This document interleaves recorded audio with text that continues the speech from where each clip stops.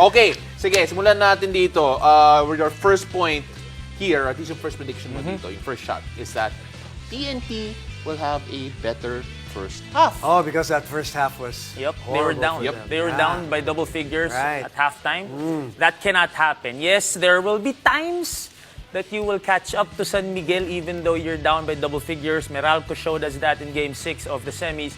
But kung kailan mo lang naman magagawa yan. So I'm sure Coach Shot did tell his players and his coaching staff na we cannot fall behind against San Miguel. And with TNT, the way they play in the second half, they're gonna carry that momentum to the first half of Game 2. So I expect them to have a better start tomorrow. So sinasabi mo, you can do it maybe once, maybe Swerte ka na dun. twice, but you can't make it a habit. I mean, they won by 0.1 second? Yeah. 0.0. 0-0. Basta, ayun, according to the PBA. Oo. 33 points in the third quarter. So, okay, you mentioned this name, Coach Chot Reyes. Is that a concern? What are you looking at? Well, obviously it's a concern. I mean, still, the winningest Philippine Cup coach in the PBA along with Coach Baby Dalupan. And it's going to sting because you're going to lose him for 2 games.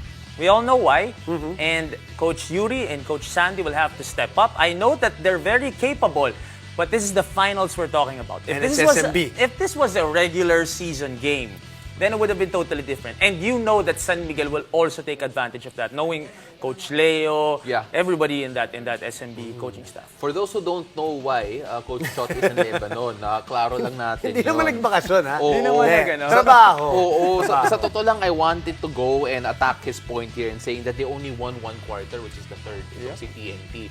So, what's the aberration? Is it the SMB losing 1 quarter badly, or is it TNT really na-mask ng isang quarter yung ano nila? At the end of the day, when you look back at Game 1, whether or not you look at the first half, the third quarter, or the fourth, they won by 0.0 again. Yeah, so I get you. It could have been like during a series like this, with both teams being the powerhouse of the PBA, who makes the shots on the more crucial possessions, who makes stops on the more crucial possessions, and who wins the breaks of the game. And at the end of the day, TNT won that in Game 1. Okay, let's talk about your favorite topic, scoring. Scoring!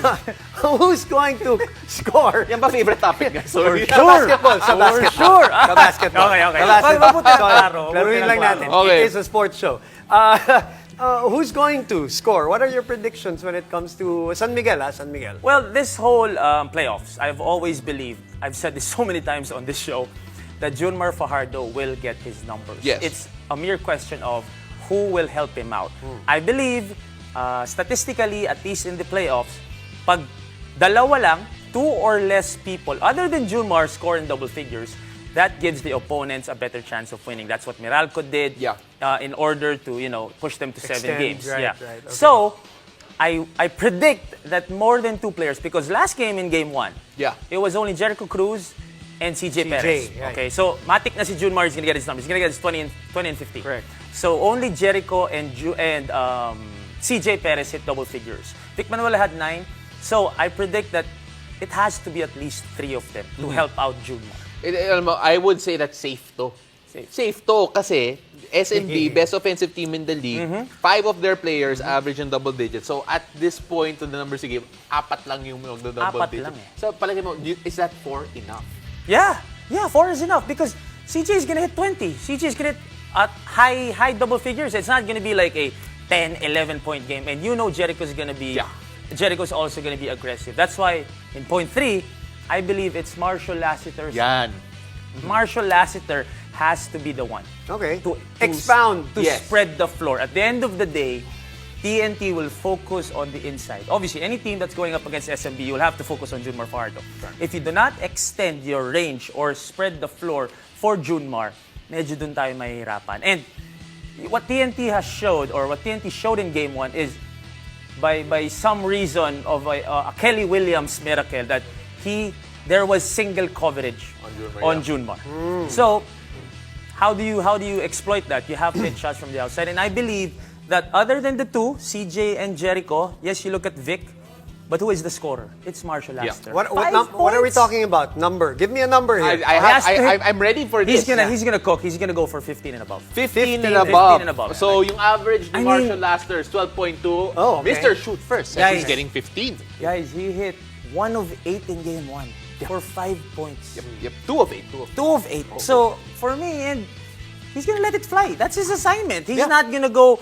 He's not gonna shy away from the challenge. He knows he has to produce. So, are you leaning the way he's explaining things to you towards an SMB win? Yan bang, I don't want to put words into your mouth or make an assumption. I want you to say it. Oo. What are your predictions? SMB What is is your gonna take prediction? SMB is gonna take SMB. game Parang two. sa ilalim ng... Hindi, sobrang sure to SMB is gonna take game 2. You know how sure we are? May graphic po tayo that says just that. Ayan, yan yung sinabi ni Mikee Reyes. SMB will take game number 2. My friends, Kala ko galing sa ilong kasi noong una eh. all my Oo nga friends are Pugoy, Poy Eram, Coach Yuri, Coach Santi. Unfriend nyo na to. But I believe SMB will take game 2 because these two teams are too evenly matched. And Yep. the basketball gods favored TNT, so I believe medyo babawi muna. Game 2 will go to SMB.